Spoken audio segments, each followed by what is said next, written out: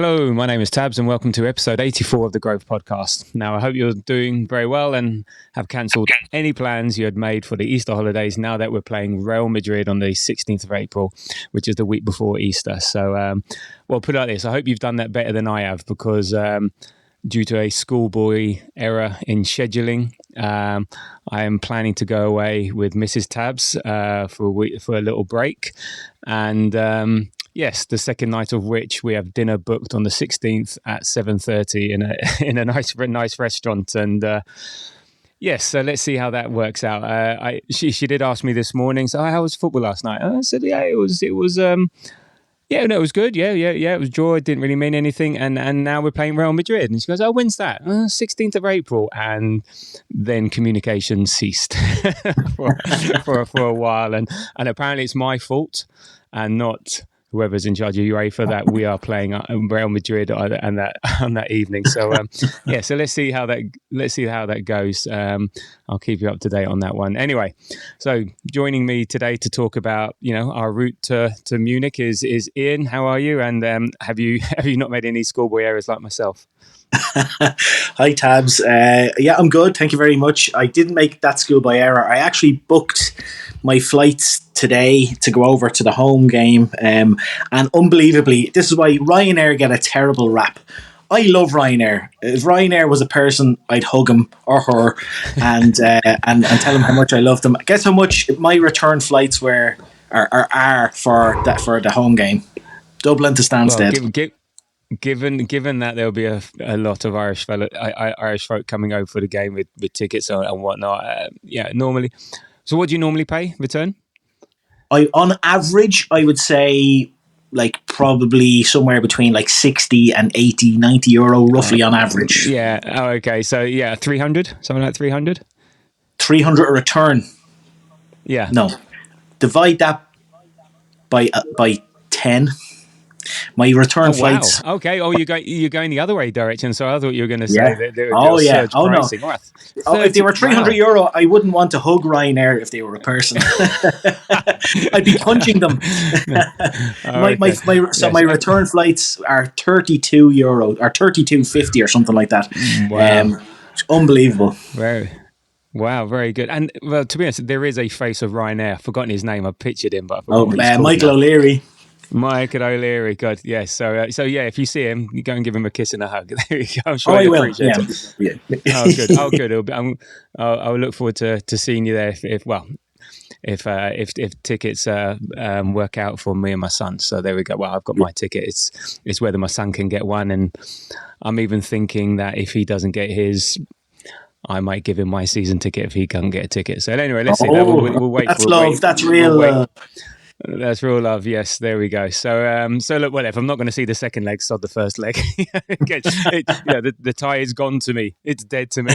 It's dead. Yeah. Anyway, it's dead to me. Anyway, let's wait and see. So, look, in today's show, we're going to review last night's game against PSV. Yeah, an interesting game, even though there was nothing riding on it at all. Then we'll have a look at the Champions League as a whole and the tie and some of the other fixtures, and then we have my most hated fixture of the season when we play that clown car of a club, Chelsea Football Club, on Sunday at the weekend. So we'll do a little preview of that game. So there we go. Anyway, so as we always do, Ian, what was your highlight and low light from last night's game?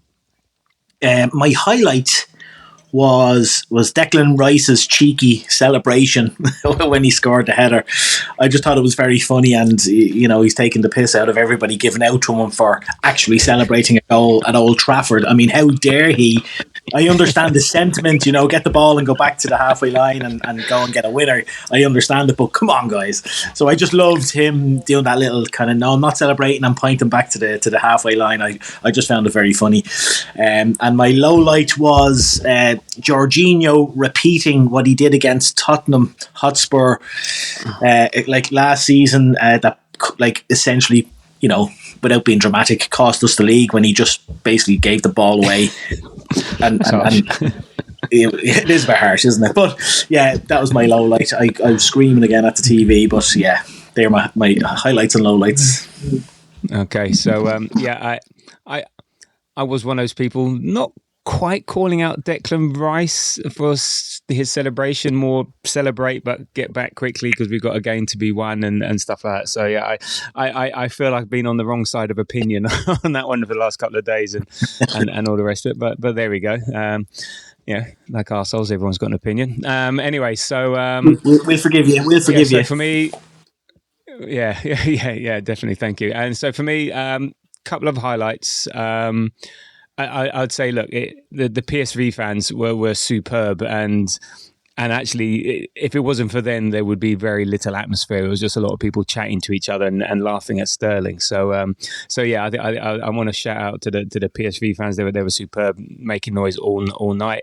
But my other highlight, and it was very funny, was Gabriel making a really good, I don't know if it was a goal saving that, but a really good tackle to stop an opportunity, and he was celebrating with Raya. I think they were chest pumping or whatever. Like, he was celebrating, and he had his back to the ball, and the ball hadn't gone out of play, and the PSV player went and got it. So I don't think you would have seen that on TV, but yeah, he was like, there was a good couple of seconds he was celebrating, and then Raya's go, we turn around, they're coming in, and it was just before the one where Kivior got ridiculously yellow carded for a decent tackle. So it was quite funny that he had to suddenly go and focus again. So that was good. It actually did show up on TV. We could see it as well. It was very yeah. Okay, very good. So that was right in front of me. And then my low light again with Declan Rice, but this was not his fault. This was the yellow card. It was literally a second away from getting being substituted. It seemed like a really harsh yellow card for just jumping up, and now he's sort of one card away from suspension. And you'd imagine in a home game against Real Madrid where it's going to be difficult, you could imagine picking up another yellow card, just because of the vagaries of football. So it was just one of these unnecessary ones, a bit like Timber last week. Getting a yellow card for the sort of delaying a free kick and things like that. So there we go. That was a bit frustrating. I've also got here. I don't know if it was a highlight or a low light, but there was the moment in the second half where Sterling was racing away from a Zinchenko pass, and like everyone was like willing him on, but without any real expectation that he'll do anything with it, and he fluffed his lines. And I don't know what your thoughts on his performance were, but he got man of the match, which I'm not so sure about that, but he got man of the match, and despite 2 assists, well, 1 proper assist and one assist that was Zinchenko did much of the heavy lifting on that one. He looked busy for 34 minutes, and then after that, he was like absolutely knackered and couldn't do anything one-on-one. And I don't know, I just felt like it was just another bit where he sort of goes down in the estimation, even if he did have a half decent performance. I don't know. I don't want to be shitting on him, but I don't know. How did you feel about his performance, and how did he make you feel? Were you positive after it? Saying, okay, well, there's something there, or were you thinking same old? Yeah, like the thing about Sterling is we all know that. Look, he's been less than useless so far this season. Like he's had a disaster of a loan to us. However, I try not to get too down on him, because at some point he may provide something. It's not looking likely at this stage, but you never know. And last night I was delighted that he played well. Now, no surprise that it was only for 30 or 40 minutes, because he's probably he's barely played 30 or 40 minutes for the whole season, so it's no surprise that he just got tired. But maybe man of the match was a bit too much. I don't know if he fully deserved it, but I was happy that he got it. And look, just really annoying that he did that tackle. It was as though he didn't want to play in the first leg. I know that's not the case, but the 93rd minute, the ball is out on the wing, there's no danger, and he went in and he nearly broke the guy's legs. I was like, what are you doing? But no, I was happy for him. I really was. Okay. Well actually, I couldn't see there were people saying it could have been a red. I mean, so it was the other side to me, and we just thought it was just a foul. We couldn't see what happened. Could it? Some people were saying, could it have been a red? Yeah, absolutely. I actually texted a few people saying that could easily have been a red card. He basically left the ground with his studs showing, and both of his legs were nearly with the stud showing, and had he caught the player Wow. in the right way, VAR would have definitely upgraded it, or the referee may have seen it and would have given a red. But it was for me, it was an orange card. But it was only that he didn't really connect with the player. He kind of connected with him rather than his feet and his studs. He kind of connected with his shin, kind of a thing. But yeah, very, very close to being a red. Wow. Okay. Well, yeah, you're right. That rules him out of the first leg against Real Madrid. So look, talking about the players and the lineup, it was a very different lineup, to our normal. So it was Rare in goal, then White, Gabriel, Kivior, and MLS at the back, with Rice, Jorginho, and Zinchenko in the middle, and then Tierney, Marino, and Sterling up front. Now, yeah, what were your thoughts on that lineup? I mean, it was anyone's guess who was going to play, how strong he would go, how we would go. But what were your thoughts when you thought that? Any interesting, bits to pick out? Or were you happy with it? Were you wishing other players were playing? Yeah, what did you think? Yeah, it was no surprise that he was going to rest players, and he obviously doesn't trust Butler, Oyedeji, or Cabia. They didn't get on the pitch at all yesterday, so it was always going to be a mix of kind of the more senior personnel. So yeah, I was surprised to see 3 left backs essentially start. Our new left winger in Kieran Tierney. I was also surprised that he kept Marino up top. I thought he might have tried something different for the night that was in it, just to give, just to try something. But as well, there were a few players who were on, the yellow card. Had they gotten a second one, like Sterling? I think it was a Martinelli and Timber were the other two. I think, were they? Am I right in saying that? Yeah. I think they were the other two. So yeah, you could have tried Martinelli up front or give him some more minutes, but again, with the European refs, the vagaries of it, and you saw this ref give away 2 yellows for nothing. You just don't want to risk it. It's not worth the risk. But then again, you have, and I'm sure we'll talk about it later on. He did bring them on when there was absolutely no need to, and run that risk. But I can understand. How did you feel about that? Because it was a strange one. It's sort of like, really, 10 minutes to go. Yeah, what? I don't know. What did you wish he hadn't, or can you understand why he did?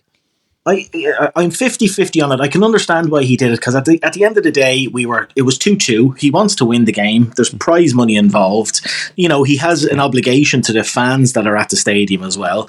So he can't just go willy-nilly and not really care. But at the same time, there's bigger things down the line. And had, say, Martinelli come on and gotten booked on Timber, it would have been a terrible, terrible start to the Real Madrid tie then, So I can understand it, but part of me wishes he didn't run that risk, Yeah. I think, I guess he's trying to prove a point. We take every game seriously. We want to win.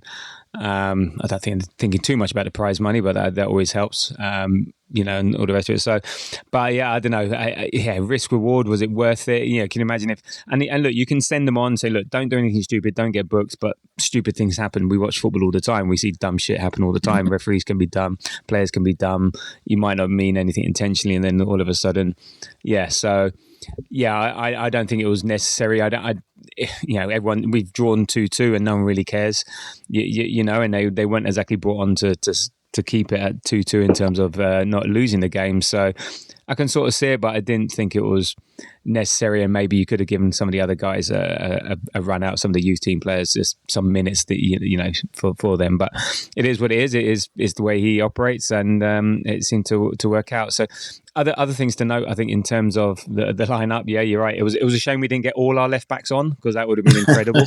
if Calafiora had started as well, we would have had, was it 1, 2, 3, 4 left backs playing. But I was surprised Neto didn't start. I mean, Raya played well and he made a couple of good saves, but what is the point of Neto then?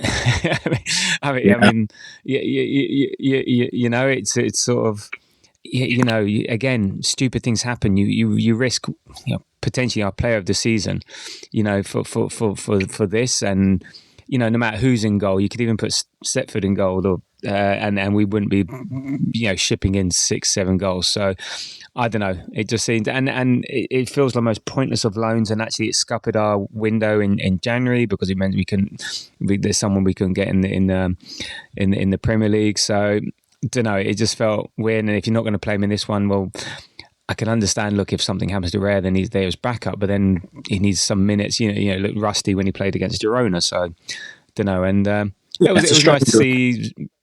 Yeah, it was nice, and it was nice to see Zinchenko in midfield.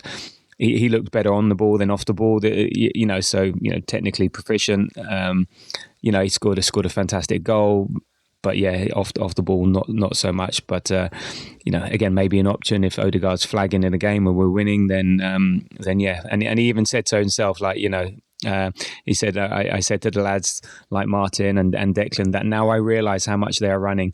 These are the demands of the level. So, and maybe this is why he hasn't been playing in midfield at all, and he plays the position he does because he just doesn't have the legs to play Arteta's way in midfield, especially with the press and the up and down. So it was also good to see Ben White back. I mean, he still looks unfit and rusty, and Kivior again giving Saliba a rest, okay, and Jorginho just not the man, and he's not the man to be in the middle when we leave lots of space, and we left a lot of space yesterday. So there we go. But it was what it was. I think a lot of the reason the players were on was to give other people's rest as well as to give them minutes. So there we go. So what were your in terms of the game overall?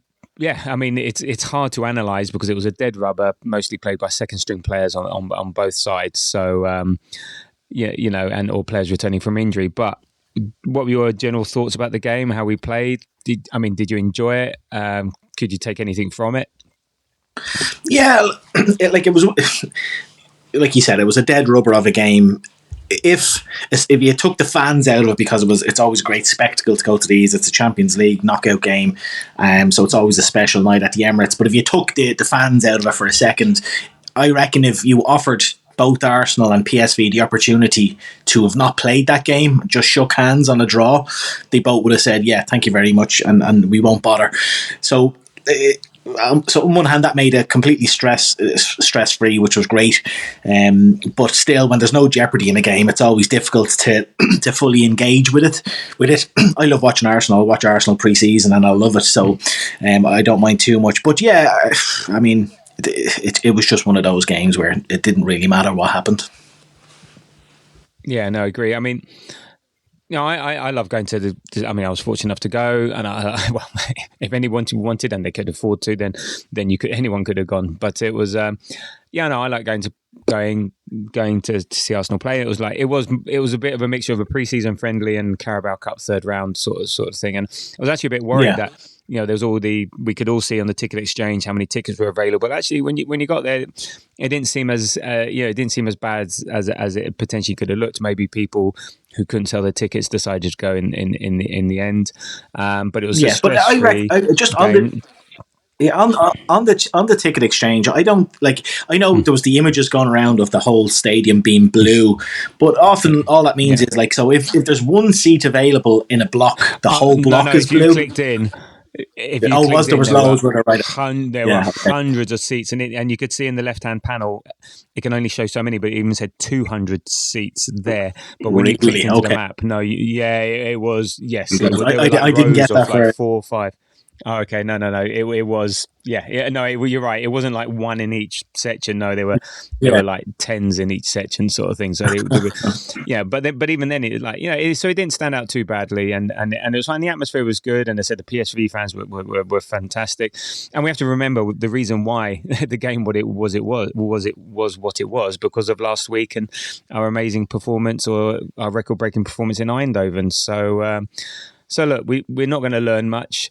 Players got some minutes. Players got rested, but saw 4 goals, a couple of decent ones, and we played okay in patches. We were sloppy in others, but it's what you expect. It's what you expect from this sort of game. So I didn't mind it. I didn't mind it at all. So yeah, it was a bit of fun really. So there we go. So in terms of the game itself, like the first half, second half, Zinchenko scored a nice goal, didn't he? a cracker. Like it was very Wanyeri-esque as well. That's what I first thought when I saw it. And yeah, look, and I'd forgotten that he played for PSV in the past, Zinchenko. So yeah, he didn't celebrate. Just that, like, it doesn't bother me in the slightest, whether players celebrate or not. But is it something that irks you or annoys you? No. He played for them, but I think he only played like 6 games, so I don't think he had a massive time there. Apparently, I heard on another podcast, he's got some friends still there, and so on, and whatever. So he's got some ties there. But I think I don't think the connections are that strong that he can't go celebrating. But I think, again, the game itself lends it to, like, it's not an important game, not an important goal, so you're never going to go crazy on it, even if it was a really nice finish. And when I saw it, I just thought, oh, wouldn't it be nice if Odegaard did that in that position every now and then. Yeah, to see an actual ball being struck well, in a shot. Yeah, indeed. And it was his first ever champ. Oh, here we go. Oh, stat alert. So, I don't know if it's going to be a new thing that might annoy people. That was Zinchenko's. No, Zinchenko is the 13th different player to score for Arsenal in the UEFA Champions League this season, excluding own goals, which is pretty good. So it shows like how we are with spreading the goals around, and so good for him to do that. I'm not going to ask you to name the other 12, but that's quite impressive in 10 games to have 13 different scorers. I think that's pretty good. Sorry, I interrupted you. You were saying. No, I can't even remember what I was going to say. I just looking at your stats saying that it was... I do know what I was going to say, because you have only Borussia Dortmund in 2016-17 who scored 15 that season, and Real Madrid in 2001-2002 who scored 14 have more scorers. And I was trying to think who's going to be the 16th player to break that record, and I think it's going to be Reheem Sterling scoring the winner in Munich. So there you have it. There we go. Raheem Sterling breaking the record. Yeah, I'm just trying to think who needs to score to maybe get a goal. So maybe Saliba. Saliba hasn't scored. No, Saliba, the likes of Tierney. MLS hasn't scored in Champions League. So yeah, maybe. Oh yeah, we see. There's a chance there. So we'll see. So. And then PSV got back into the game. They had a few chances, and then ex-Tottenham Perisic, who was getting a few boos, which was quite good to see. He equalised just from some poor defending, sloppy play, and they just ran through us very easily. But it was a nice finish, made it 1-1.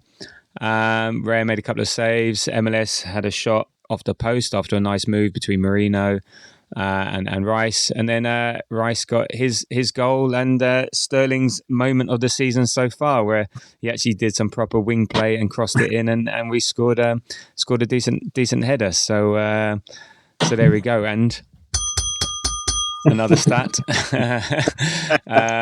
So 9 goals. So Arsenal are only the second English club to score 9+ goals across 2 legs in the UEFA Champions League knockout tie. And the last time it was Manchester City who scored 10 against Schalke in 2018-2019. And I wanted us to get 10 because this is how bored we were, because we don't know how the graphics on the scoreboard would have fitted. So we always looking for that. They had the aggregate score and they didn't have enough room to put 2 digits. So that's clearly why we didn't bother scoring another goal. Yeah, the players were told. Didn't want to trouble the graphics guys, but yeah, that's the sort of level of. I mean, I was sitting next to Ben from the Grove.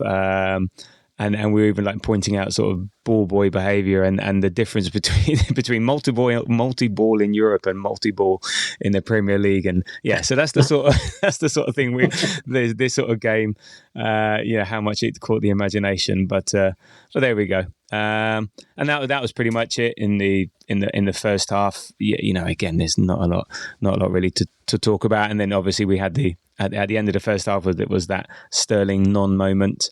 Where he couldn't get it past the keeper, and there we go. And then again, second half, again not a lot really happened, and again through sloppy play. Again, we gave away another goal, as you said, with Jorginho, and I can't even pronounce this guy's name. Do you want to give it a go? Drewesh. I'm gonna go with that, but it's probably not that. Very good. I don't know if he's Dutch or something like that, so I don't know where the accent is. But yeah, anyway, he had a nice finish to make it 2-2. So there we go. And I think that was a fair result at the end of the evening, and that's game well and truly over. So that's done and dusted. And now we move on, and so we play Real Madrid in the quarterfinals. So how do you feel about that? Which did you have a preference of which team you wanted to play, or you just take it as it comes? Well, yeah, I think regardless of which one we would have gotten, it would have been a very tough game, but in very different ways. I think the Real Madrid Arsenal game is going to be a much more entertaining tie. I think it's going to be a much better spectacle. I heard somebody describe Atletico as Newcastle on steroids on another podcast. Yes, I heard that, and very, like, that's the perfect description for them. So I think we probably would have had a better chance against Atletico, but I'm more excited about Real Madrid because it's just going to be an unbelievable tie. The first leg at the Emirates, a bit of a shame that's the first leg, but I'm getting goosebumps thinking about that night. Now that I have my flights booked and I'm gone over to it, I just like this is what we've been yearning for. We like the Real Madrid against Arsenal in the Champions League quarterfinals. Like, we're here. We're like, we've more than arrived. This is what we've wanted. So yeah, bring it on. I'm so excited about it. No, it's good. I'm actually pleased that the first leg is at the Emirates because I can make that one. Had it the second leg, I might have. Had I gone to that game, I might have been served some papers the following day. So, Yeah. I was thinking about it. I think my head said Atleti and my heart said Real Madrid. So look, it was sort of a bit of a no lose situation, if you know what I mean. But yeah, because you're rightly so. Atleti, that would be low block nightmare. Yeah, they're more than that. They've got a decent midfield, decent attack, and stuff like that. But they defend and they can do that, and that's been our kryptonite this season. So you'd imagine with Real Madrid, even with all their attacking talent, there may be a bit more space for us to operate if we can get out of our defence. So. And you're right. I think this is what it's all about. These big games against big teams. Having these glamour ties. You're in the quarterfinals. This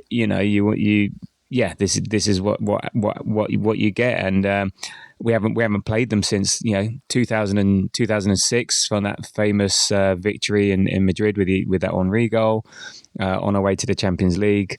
I think we've got to get excited about it. Got to embrace it. Real Madrid obviously clear favourites. If you just look at their team, it's incredible, and we're struggling in parts, but you never know. I mean, if you look at that team, the parallels with when we went to the Bernabeu and won 1-0, our defence. Was Flamini, Senderos, Torre, and Abue. So we were struggling there, and we managed to get and actually over two legs, they couldn't score against us. Know, so it was 0-0 at Highbury and 1-0 at the Bernabeu. So there's some parallels there between them and now. So some makeshift players in key areas. So you never know. We're a decent defence if we can hold them out. Yeah, why not? Why can't we do it? There's absolutely no doubt that they are favourites.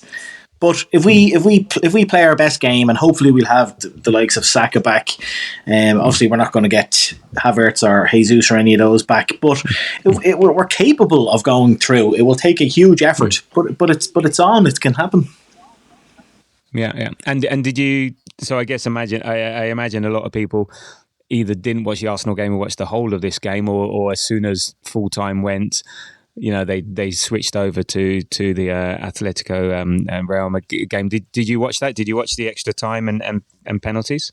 Yeah, as much as I wanted to listen to all the pundits talk about our 2-2 draw, no, I switched over straight away to extra. It was actually coming up to the end. I think I saw the last 2 minutes of normal time, and then the extra time. And yeah, that penalty, the Alvarez penalty, is incredible. I thought I worked for Sky Sports graphics team at one point. I did a screen record of the penalty from behind, and I slowed it down, and I was moving the little marker on the phone to get the super slow-mo on, and he does hit it twice.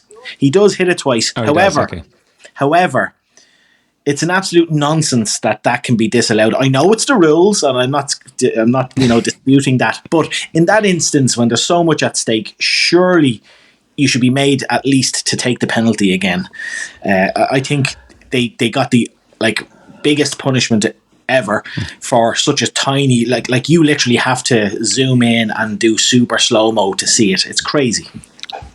It feels like they wanted to disallow it. It wanted to really find a reason to it, and I think Real do have things go their way in UEFA competitions. I think and that's again it's a bit like Liverpool in the Premier League this year. The big clubs get the big decisions at the right time, and but. I couldn't.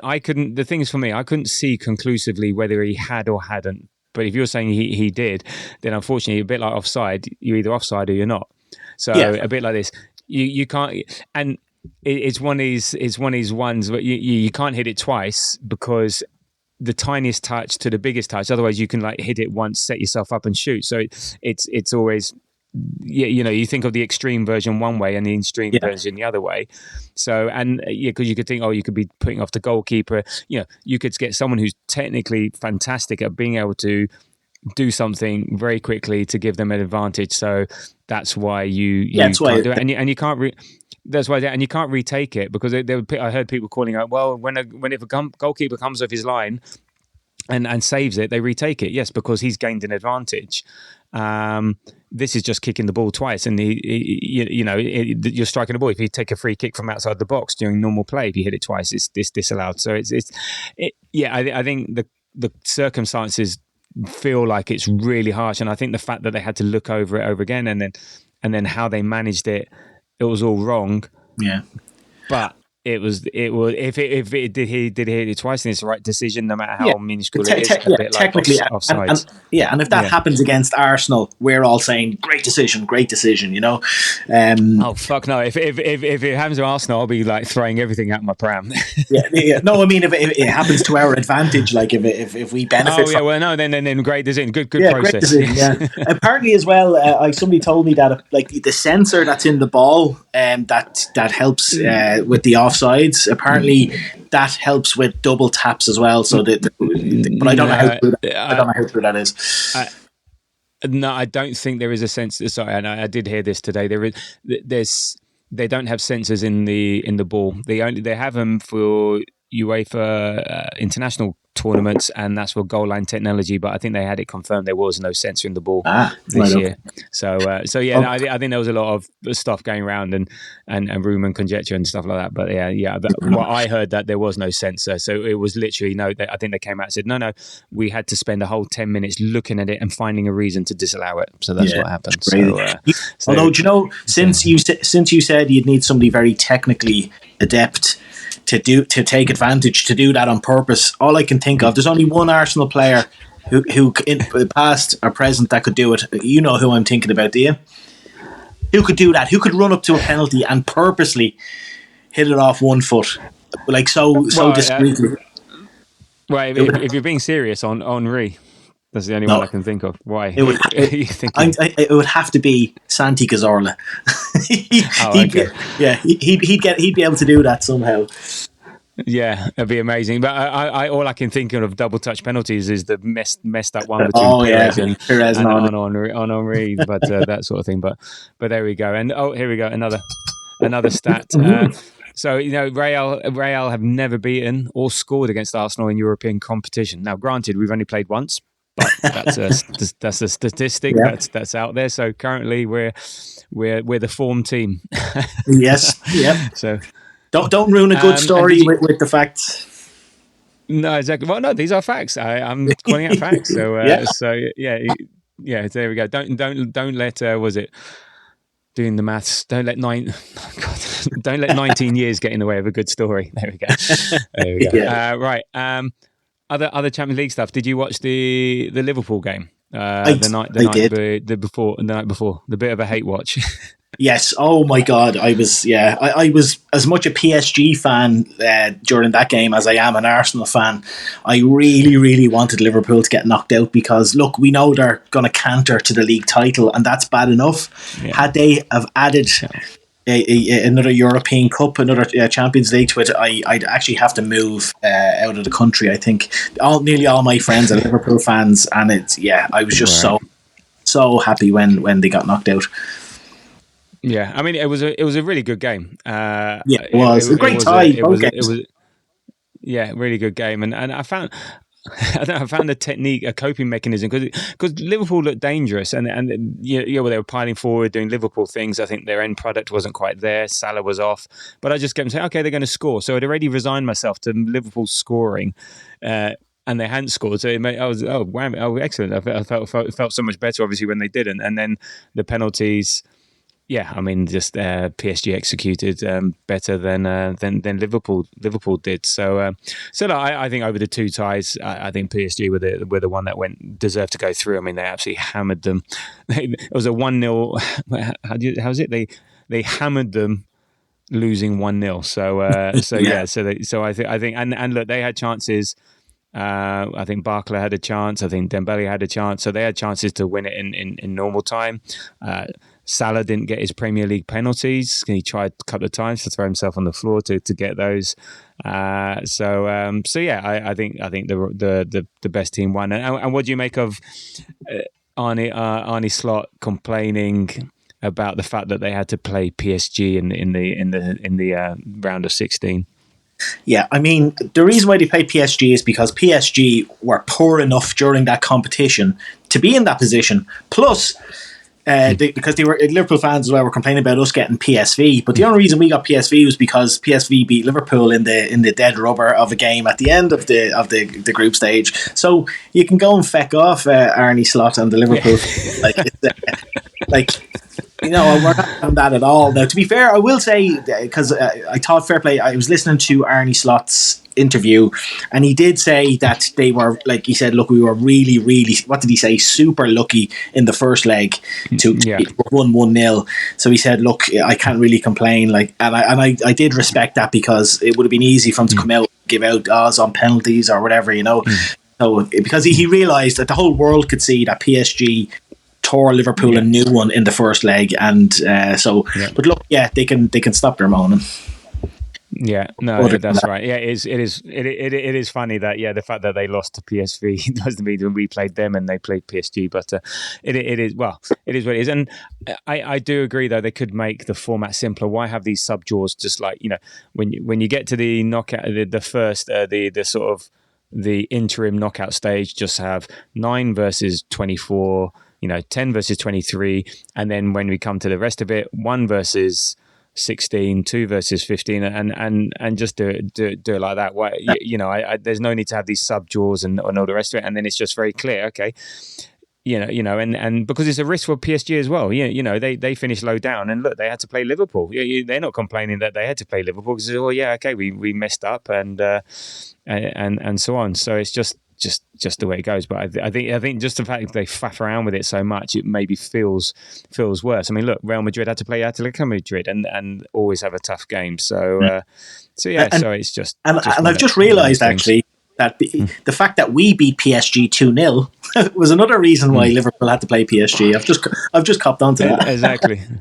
It's fantastic. Well, beating PSG at home is not for everyone. No. So look, Aston Villa got through comfortably, and then on the other side of the draw, Barcelona got through comfortably. I think Dortmund was a surprise to get through against Lille. They won 2-1 away from home, and considering their domestic form, I think that was a bit of a surprise.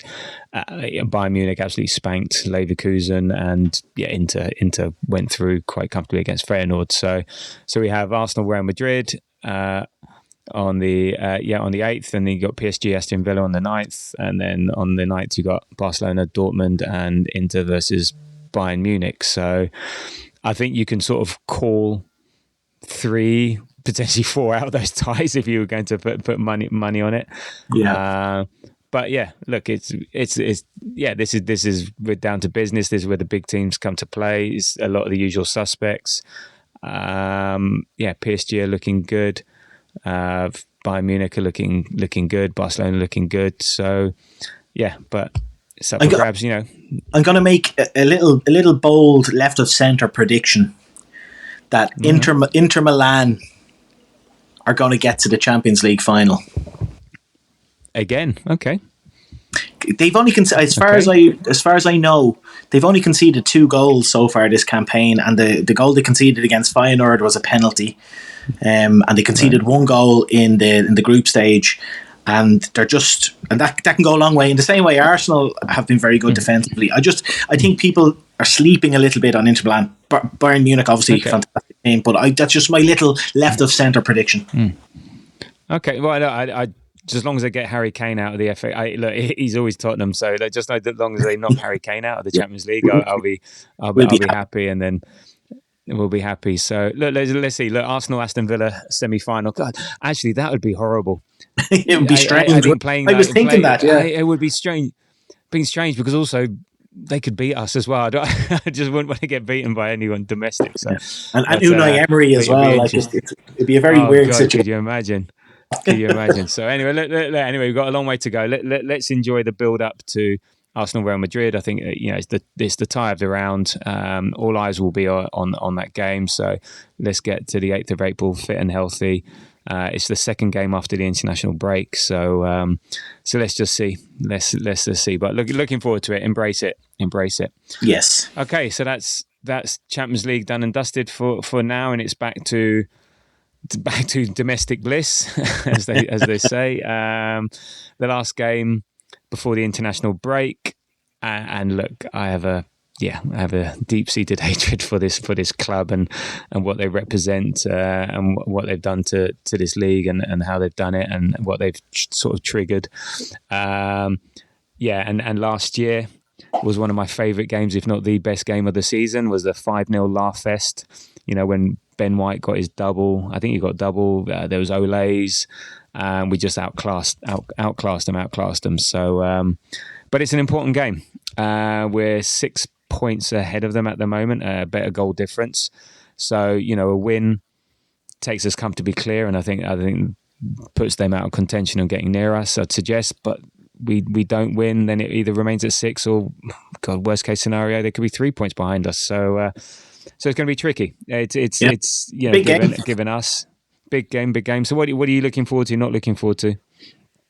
Yeah, I'm looking forward to hopefully getting again. Look, we know the Premier League campaign is done in terms of us potentially winning the league, but it would be nice to get a win on the board in the Premier League. If we can't keep dropping points, because although the teams behind us aren't pulling up trees, we still have to be very careful, and we don't want to be dropping any lower than second. So I'm looking forward to hopefully getting 3 points on the board, much needed 3 points after the last few games. I'm not looking forward to just having to look at Chelsea players and Chelsea fans. They're just I'm with you, they're one of my big hatred clubs. They're just awful. They're the team that kicked off. They're Man City and Newcastle are the teams now, but they're the ones that changed the landscape of English football for the worse.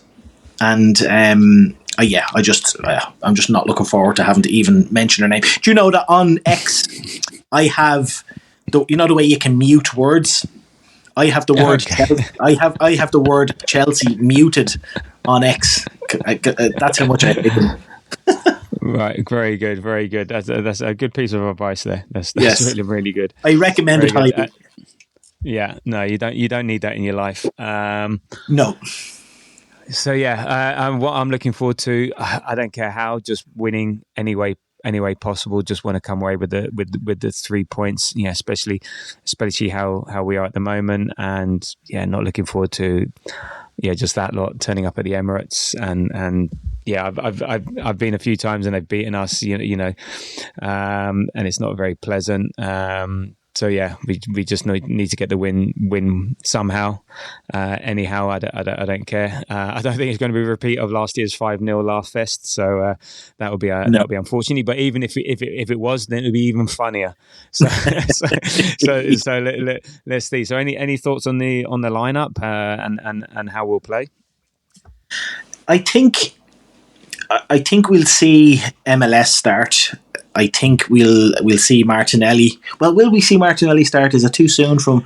I wouldn't mind seeing a little experiment, especially with Real Madrid coming up. A little experiment of seeing Martinelli up top, in the number 9 position. But again, whatever team does the bloody business, I don't mind. We just have to be mindful of injuries as well. So yeah, who do you think will start?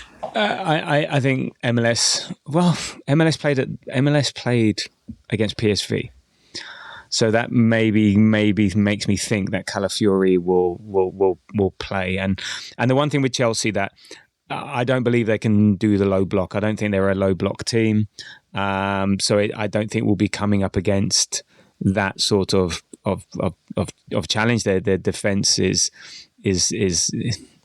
the best. Their goalkeeper's not the best, and I just don't think we'll come against that challenge. But then again, we didn't think we thought this about other teams, so I don't know. So maybe Calafiori will start. However, they do have wingers in Neto and a couple of others like what's the ex-Man United guy, Sancho.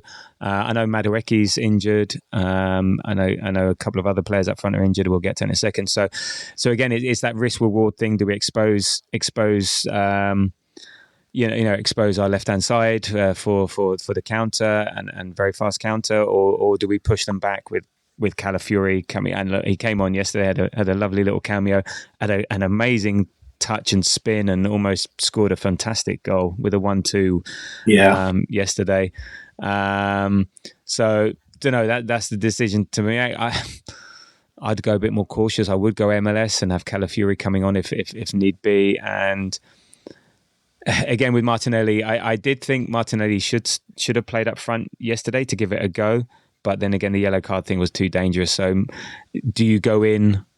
I think fitness-wise, I think it'll be fine because he played a whole half against Man United. Do you go in playing something you've not done before? Or do you go again with, when Eri will start? It's whether you start Trossard or Nelly. Maybe Trossard is benched, and you have Marino and Waneri and Marino, Nelly and Waneri. Sorry, I keep repeating myself. Sorry, and Trossard on the bench. So I don't know, or maybe even Trossard through the middle and Martinelli on the left. So don't know, but everyone else will be expected. But I expect it to be a bit more of an open game, which then may suit us. Again, it's all about scoring that first goal. Got to get that first goal. In terms of Chelsea, well, their away form, played 14, so they've won 6, drawn 3, lost 5. They've scored 26, let in 21. And actually, their last 5 away games have been lost, drawn, lost. So, so those 4 of those 5 defeats have come in the last, 5 games. So I don't know. They're not that great. I think they blow hot and cold. They're currently 4th in the league on 49 points, plus 17 goal difference. Yeah, sorry, were you going to say something? So I was going to say, I'm just looking at their last few fixtures, and they've won 4 of their last 1, 2, 3, 4, 5, 6, 7, 8, 9, 10, 11, 12. They've only won 4 of their last 12 games, and they were all at home to really poor sides. They beat Leicester at home, just barely beat Leicester at home 1-0. Southampton they beat at home. They beat West Ham at home, and then they beat Wolves at home. So they beaten basically the bottom 4 or 5. Yeah, and they're the only wins they've had in their last 12. Yeah, how are they 4th? I think they had a good start to the season. They got a good start to the season. Also, just other teams aren't that great. I mean, fourth on 49 points. So, yeah, you're right. They also lost away to Villa. They lost away to Brighton Hove Albion. Lost away to City. Drew with Bournemouth. Drew with Palace. Lost to Ipswich. Lost to Fulham. Drew with Everton. So yeah, I think they blow hot and cold. I think Cole Palmer's gone off the boil. So that I think that's a big part of why they're not doing so great. And you're right, who they've been playing. So if you're not beating Leicester and Southampton at home, you know, respective. So there we go. And yeah, I don't know. And I was looking at their running as well. So they got Tottenham after us, then Brentford, Ipswich, Fulham, Everton, Liverpool, Newcastle, Man United, and their last game of the season is Forest away. So in terms of top 4, top 5, the teams will be taking points of each other. I don't know. It'll be interesting. I don't know how they're going to approach this. I mean, they rely massively on Cole Palmer. So the fact is, like, he's their top-rated player, he's their top scorer, and he's their top assists. Yeah, you know. So when he goes off the boil, Chelsea go off the boil, and then behind that is Jackson in terms of scorers. He's got 9, and Noni Madueke with 7, and they're both injured from what I can understand. And again, Jackson is also big on the assists. I think their midfield, Caicedo and Fernandes, can be quite good. So, but I don't think they're as good as our midfield, and they've got a couple of injuries. So I don't know. We'll see. We're not sure what sort of Chelsea turns up. I mean, they're playing tonight, aren't they? In some sort of European Vase, something or other. Yeah, some nonsense competition. Yeah, I'm trying to work out what they're doing. Oh, Tottenham are winning. That's a bit annoying. Man United are 1-1. Yeah, Man United 1-1. I can't see them on here unless that's Europa League. Oh, I don't know. Anyway, some no mark competition that they're playing tonight. So, but I can't imagine any of them. It's 0-0. It's 0-0 at half time against Copenhagen at home. That's it. Oh, okay. Oh, they beat them 4-0 or something like that, didn't they? So yeah. So yeah. So we'll see. But yeah, I think we have to win. We have to get our league form back on track. I mean, what's your view on where we finish? Do you care if it's second or third, or you want to finish as high and as well as possible? Yeah, I do. I'd be a little bit gutted if we didn't finish second, even though, I mean, in terms of qualification for Champions League and so on, third or fourth and probably even fifth would be fine as well. But I just think, like, for us to be, we came into this season like with really, really high hopes, and of course things haven't gone our way. We've spoken about it to death in terms of the crazy sending offs at the start of the season, the injuries and so on. But I think it'd be a shame if we didn't finish second. I really do, because for a period when it looked as though Liverpool were kind of pulling away, it was a case of, like, we want to have a good second finish, not just second. We want to finish second, or if we are to finish second, let's hope it's only by a few points. Now it's like, Jesus, please just finish second, you know. But I do think it's important to finish second, even though it doesn't really make a difference in terms of qualification. Yeah, no, I agree. I want us to finish second. I mean, yeah, if you're not going to finish first, finish second. I think it still says a lot about who we are and how we managed the season, given everything.